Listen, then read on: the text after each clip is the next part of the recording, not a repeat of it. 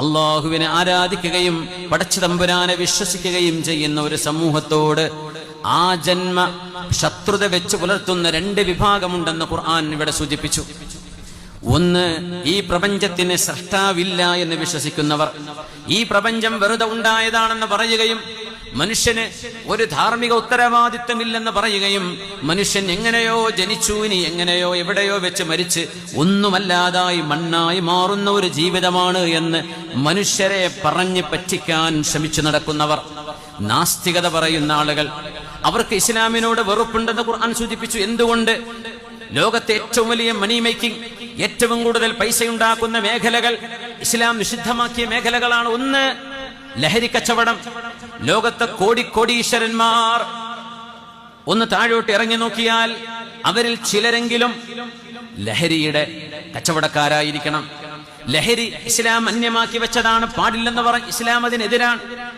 വ്യഭിചാരം, പോണോഗ്രഫി, മനുഷ്യരുടെ ഔറത്തെടുത്തിട്ട് വീഡിയോ ആക്കിയിട്ട് മനുഷ്യരുടെ മുമ്പിൽ എറിഞ്ഞു കൊടുക്കുന്ന തോന്നിവാസം ചെയ്യുന്നവര്, ഇസ്ലാം അതിനെതിരാണ്.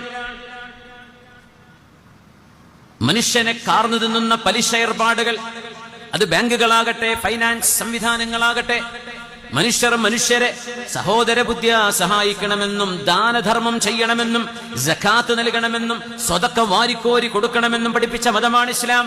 അതുകൊണ്ട് ഇസ്ലാം പലിശക്കെതിരാണ്.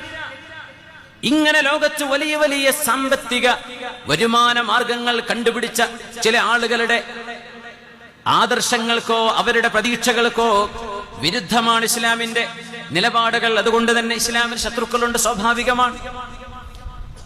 സ്ത്രീകളെ കമ്പോളവൽക്കരിക്കണം എന്ന് ആഗ്രഹിക്കുന്ന ആളുകളുണ്ട്.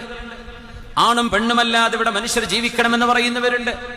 ഇവരുടെ ഒരു മതത്തിന്റെയോ ഒരു വിശ്വാസത്തിന്റെയോ ചട്ടക്കൂടിന്റെ ആവശ്യമുണ്ടോ? മനുഷ്യൻ സ്വതന്ത്രനാണ്, അവൻ ഇഷ്ടമുള്ളത് ചെയ്യട്ടെ. ഇത് പറയുന്ന ആളുകളെയാണ് ഖുർആൻ അല്ലദീന കഫറു എന്ന് പറയുന്നത്. അവർ ദീനിനോട് ശത്രുതയുള്ളവരാണ്.